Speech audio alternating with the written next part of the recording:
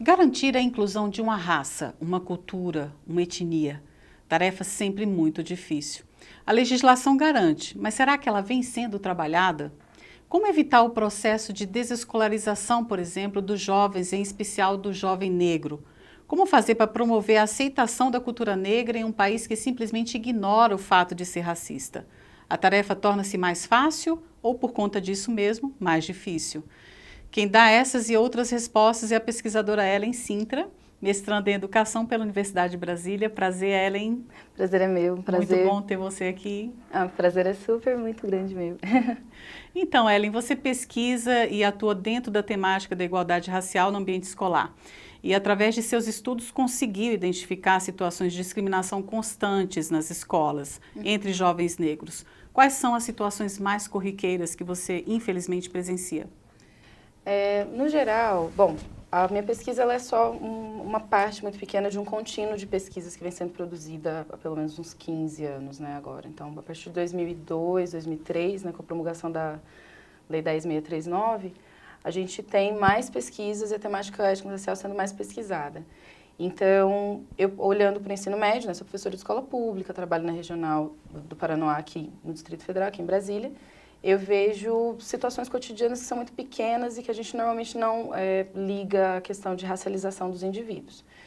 Então, é muito grande assim, o processo, por exemplo, a gente pensa no Brasil. O que acontece com esses alunos em sala de aula? Normalmente a gente vê alunos que têm menos voz, a gente vê alunos que são estereotipados, a gente vê alunos que têm a sua capacidade ou a sua possibilidade de crescer, tanto sendo tolhida quanto sendo duvidada, num movimento constante. Então, essas são as situações que mais acontecem. Normalmente, ou as crianças ou os jovens, eles não têm condição de identificar, mas isso acontece desde muito cedo. Então, por exemplo, em termos gerais, os estudos eles vão falar que começa na educação infantil. A gente não tem necessariamente, acontece mais na educação, no ensino fundamental, acontece mais no ensino médio, não.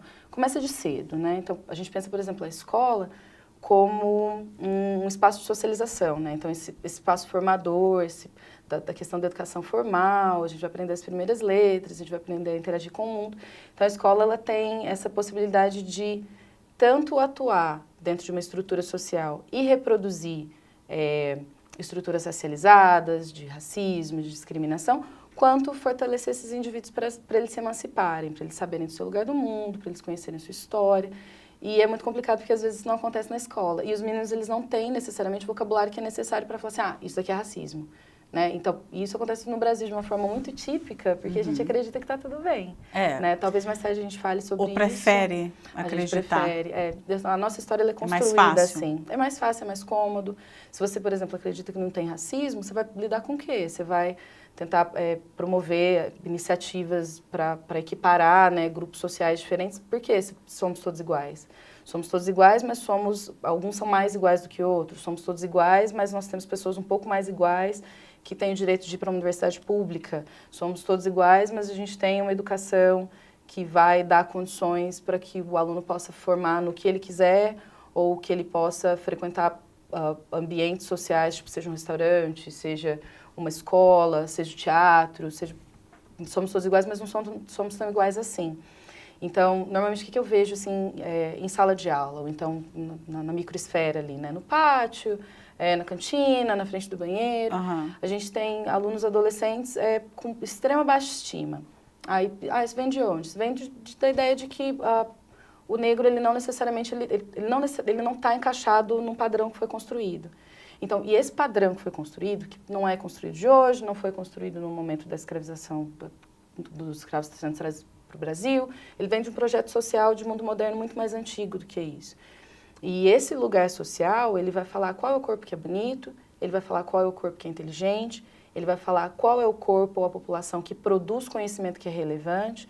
E considerando tudo isso, a gente tem, por exemplo, esses projetos de colonização, esses projetos de organização do mundo, que vão dizimar as populações, eles vão dizimar a história, eles vão dizimar o conhecimento que foi construído, eles vão dizimar características muito específicas, e isso tudo está dentro da nossa história enquanto país. Então, se a gente pensa, por exemplo, no momento da escravidão, e é muito engraçado que todo mundo falou assim, ah, mas vamos todo mundo de novo para a escravidão. Tipo, vamos todo mundo de novo falar desse momento, porque é aí que a gente, enquanto país, começa a se organizar enquanto pensamento, sabe? Enquanto nação. Nosso projeto de nação Enquanto é um projeto identidade, racializado, né? sim. A nossa identidade é uma identidade extremamente racializada.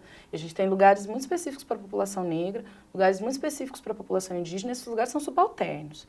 Então, a gente percebe que as crianças, elas não necessariamente, não só as crianças, adolescentes, os adultos, a gente não se identifica com, por exemplo, com a cultura negra. Por que a gente não se identifica? Porque é sempre uma cultura marginalizada. Ela não cabe na escola, ela não cabe no teatro, ela não cabe no telejornal, ela não cabe na telenovela, ela não cabe em nenhum desses lugares, e outros muitos mais que vão ajudar os jovens a formar opinião. Você falou de questões extremamente complexas e eu gostaria de esmiuçar cada uma delas. Você falou em padrões, né? Como esses padrões conseguem penetrar na nossa sociedade, porque o nosso país é essencialmente negro. Essa cultura é muito forte, a cultura negra é muito forte, a cultura indígena é muito forte, e são culturas muito boas, né? São culturas muito ricas. Então, por que esses padrões conseguem se sobrepor a isso? Porque até onde eu acredito, de alguns estudos que eu tenho feito, das coisas que eu tenho lido, a gente tem projetos de poder. E nesses projetos de poder, que como eu falei, eles começam lá, tipo, 1490 e alguma coisa, né? Então, quando a gente começa com a expansão marítima, nesse outro momento, a gente tem um projeto de uma população que é eurocêntrica, né? Então, são os processos mais eurocêntricos, que precisa marcar os seus lugares no mundo, conquistar determinados territórios. E você só conquista quando você dizima, ou destrói, ou tira, limpa tudo que tem em determinado lugar. Seria um projeto de ajuste, então, do tecido social? Sim. Sim, porque senão você não implementa o que você acredita que seja melhor, ou que você não consegue adequar a estrutura para o que você quer que ela te forneça. Se você quer que ela te forneça riquezas, você tem que implantar uma estrutura que vá te dar a mão de obra que vai ser explorada a nível que você possa lucrar, você vai precisar de uma estrutura que não tenha conhecimento ou de si, ou né, da sua própria cultura. Você vai meio que cercar essas civilizações, miná-las, e aí dentro disso você implementa, né? E Ellen, isso é sutil, sociais. Isso é aberto? Como é que a gente fica perdido na sociedade brasileira? Porque parece que é muito sutil, mas ao mesmo tempo é uma coisa agressiva, e, enfim, é uma dualidade. Como é que é isso? Eu acredito que o nosso racismo brasileiro, ele é um dos mais violentos que a gente tem em sistemas mundiais. E o Brasil não é a única nação que foi racializada nos processos de escravidão, né? Quando a gente pensa em povos diaspóricos, né, que são esses povos que foram trazidos de África e tal, por conta da escravidão, esses processos foram extremamente violentos.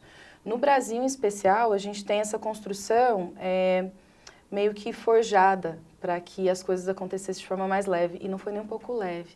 Então, a gente tem uma construção histórica, quando a gente pega, por exemplo, o estudo de Gilberto Freire, né, do começo do século ali, né, depois da abolição da escravatura e tudo mais, a gente tem essa ideia de que o Brasil é um país que tudo bem, a gente vai conseguir lidar com esse processo de escravidão, a gente vai conseguir transitar para uma outra sociedade, uma sociedade moderna e tudo mais. É tudo muito bonito, né? Então, se constrói essa história de que o negro, né, que ele vai ser essa população dócil, ele vai ser essa população frágil, o negro nunca foi insurgente. Então, esses absurdos, eles vão enquadrando na nossa história para criar um perfil de população negra, um perfil de escravo, um perfil de senhor, exatamente, um perfil subserviente. A gente conta da história o que é interessante para entrar de acordo com isso. Então, por exemplo, quando a gente vê essas histórias sendo contadas a lá Gilberto Freire, assim, é claro que reconhecendo o valor da obra dele, né, mas também o dano que isso trouxe para a nossa sociedade.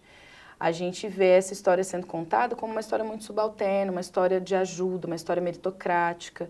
Então, esse processo de embranquecimento da nação como sendo o melhor possível, né? Para uma nação que ficaria doente se fosse miscigenada como é e precisaria ser embranquecida. Então, aí a gente tem justificativas que vão trazer as populações europeias para cá, com 1,5 tonelada de incentivos, né? Então, a gente tem essa miscigenação sendo implantada a partir da ideia dessa boa convivência, desse bom selvagem, né, desse escravizado bom selvagem, e a gente não dá foco, por exemplo, para os nossos quilombos, para as histórias de luta e resistência, para as nossas Teresa de Benguela, a gente não tem, tipo, a história de zumbi sendo bem contada, a gente não tem a história de outros quilombos que continuam até hoje, como se a história fosse muito mansa, muito tranquila e que realmente a população negra estivesse de acordo com isso. Isso não é uma verdade.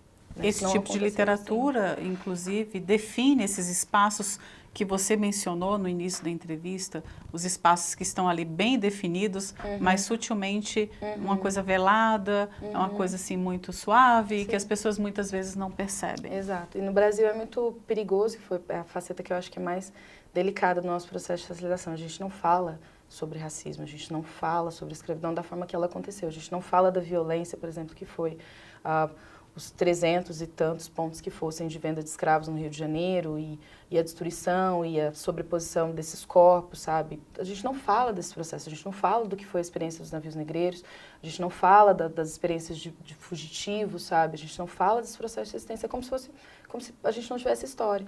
E é muito assustador porque, por exemplo, a gente pensa em como que essas violências vão acontecer dentro da escola. Se eu, enquanto pessoa negra, se eu, enquanto aluna negra, de escola pública, de onde quer que seja, eu não tenho a minha história contada, eu não tenho o meu lugar no mundo relembrado, é como se eu não existisse. Então, tipo, você caiu do céu e baixei aqui. Não foi assim que aconteceu. Vim feliz, sentada no navio negreiro, né, no meu cantinho ali, ajudando a minha colega, que nem estava chorando. Não é assim que aconteceu. E parece que essa convivência foi muito dócil.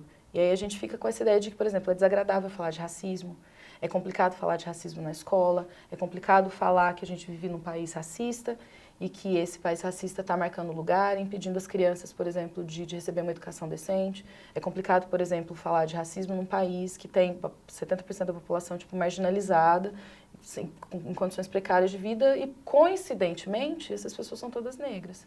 Então, tipo, é muito mais do que isso, mas a gente prefere achar que é uma coincidência. É complicado falar do genocídio do jovem negro no Brasil. A gente acha que, afinal de contas, as pessoas devem sinceramente acreditar que as pessoas negras são violentas, né? Porque para pensar que o encarceramento ele é devido, merecido nas proporções que ele acontece no país e nas proporções díspares que ele vem crescendo em termos de encarceramento entre negros e brancos, então realmente as pessoas devem achar que as coisas estão nos lugares adequados. E é muito complicado falar sobre isso. Porque é muito ofensivo. Por exemplo, no Brasil, você fala, tipo, mas tal comportamento é ofensivo por... E porque a omissão também é mais fácil. Exatamente. E outra, o lugar da população branca, e eu não estou querendo colocar todas as pessoas num saco e colocar todo mundo no mesmo nível, né?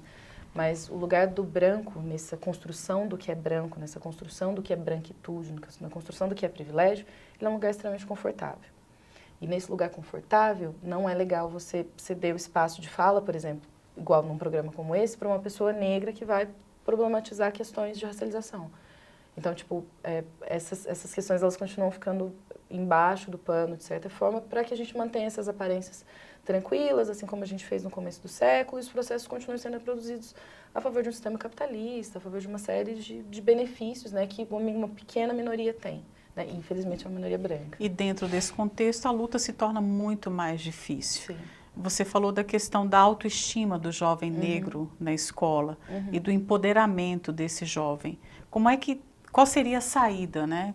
Qual seria a saída para esse jovem dentro da escola? Quem trabalharia isso? A lei contempla que isso seja trabalhado, que os conteúdos afro sejam trabalhados nas escolas, mas a gente não vê isso acontecendo também na prática. Como os professores acolhem essa temática? Eles estão dispostos a trabalhar esse empoderamento especificamente nesse aluno? Como é que tem sido isso? Bom, em termos de lei, a gente tem a legislação e ela está aí. Na minha opinião e na minha observação, enquanto atuação enquanto professora, militante, o que eu percebo é que ela fica no papel. Ela fica no papel e espera-se que se cumpra, por exemplo, esse cronograma, imaginando que a folclorização de determinados momentos ou a história do negro no país, ela vá ser suficiente para tratar do que é ser negro no Brasil hoje. Então, não adianta a gente continuar fazendo ações muito pequenas ou pontuais, como um dia da consciência negra, um evento que vai falar sobre a história do negro, um evento em que você vai parar a escola para poder fazer essa mobilização, quando a gente deveria estar repensando nossos currículos e tudo mais. Mas esses eventos não servem? Muito pelo contrário. Eles vão servir, eles vão ajudar a despertar, eles vão questionar os professores sobre o lugar de construção de conhecimento que eles estão, né, colocando como mais pertinente, esse conhecimento eurocêntrico. Então, a gente vai começar a pensar a partir de outros lugares por conta dessa mobilização. Mobilizar as escolas nesse momento é muito importante, mas ela tem que permear o currículo. Então, não são ações pontuais que vão resolver o problema. Elas vão ter um efeito de começar a dar aquela chacoalhada e tudo mais, mas a gente precisa de mais. E eu acho que isso vem, por exemplo, da formação de professores, que é extremamente importante a gente repense essa formação. Então, passa pela universidade, a gente precisa olhar o lugar da universidade e a contribuição que ela tem dado. Passa pelo professor, né, que precisa ser escolarizado, né, e ser reeducado nesse processo, porque afinal de contas a gente vive num sistema racista. Com certeza. E a nossa experiência é racista e racializada.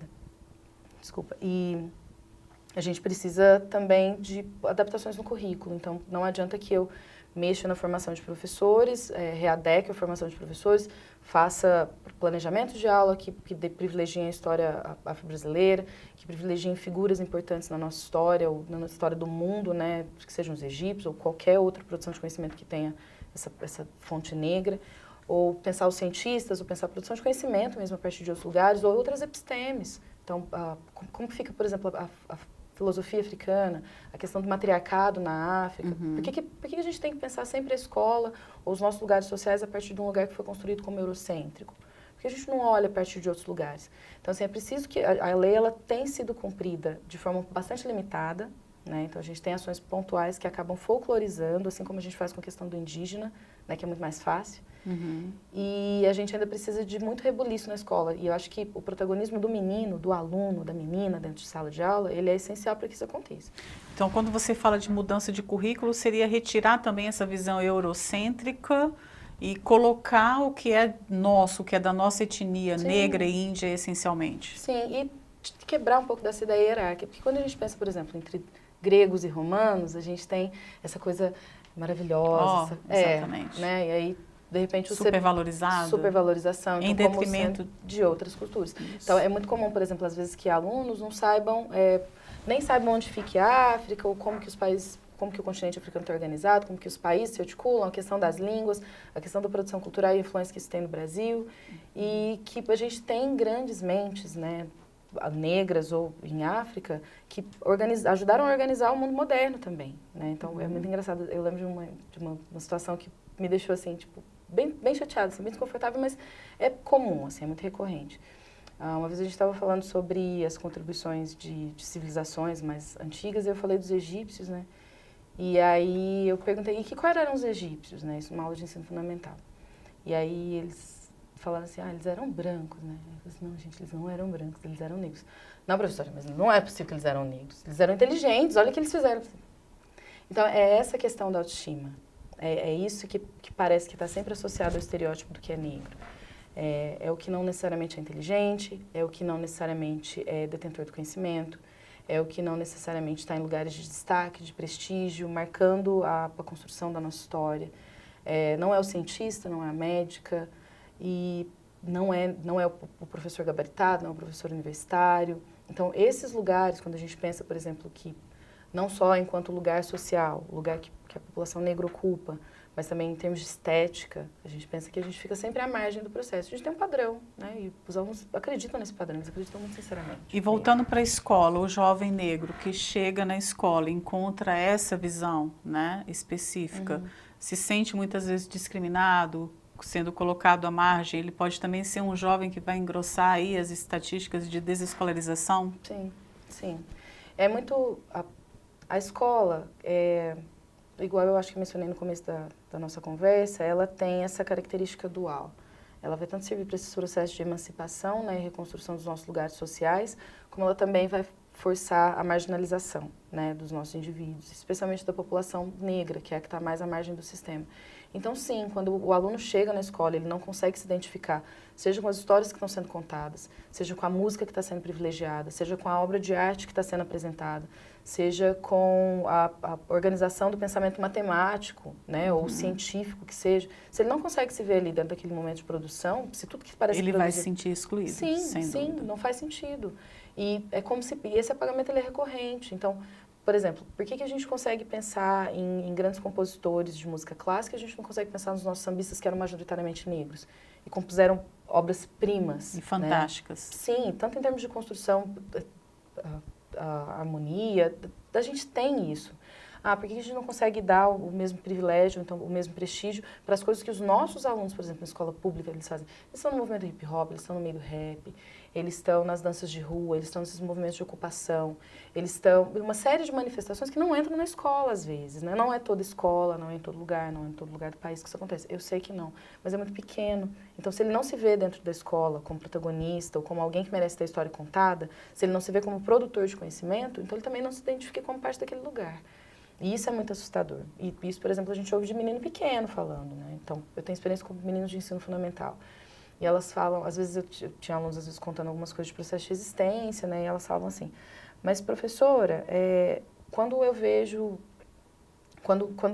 a história sendo contada, as pessoas que são as boazinhas, as pessoas que fazem as coisas, as pessoas que pensam, que têm os grandes projetos, elas não são negras. Então, eu também não vou ser essa pessoa, vou ser muito pelo contrário.